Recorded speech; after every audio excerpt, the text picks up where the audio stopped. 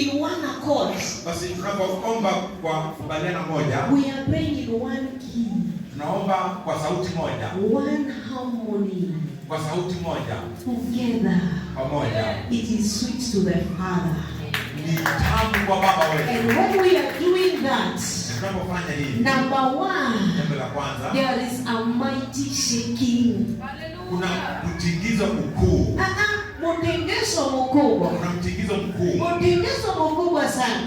Mighty shaking. Mighty shaking. Mtingizo mkuu. Before these people felt the shaking where they were standing, kabla watu hawa wahisi ule mtingizo walipokuwa wamesimama, there had been a mighty shaking in the spirit. walikuwa na mtingizo mkuu katika ulimwengu wa kiroho. And there was also had been a mighty shaking in hell. Na pia walikuwa na mtingizo mkuu kuzimuni. And so where they were standing was just responding to what was happening in the heavenlies. Na basi pale ambapo walikuwa wamesimama ilikuwa tu ishara kuonyesha yale yalikuwa yakitendeka katika So ulimwengu wa when we kiroho. come together to pray and Kwa fast, basi tunapokuja pamoja kuomba na kufunga, shida zingine ambazo zimekaa kama zimekolea, zimekuwa sugu, some problems that seems to have been there for a long time, zinakaa zimeombewa na kila mtu, they seem to be prayed for by anyone. na zimeombewa kwa muda mrefu. They've been prayed for a long time. Labda ni zile ambazo Biblia inasema ni this kind.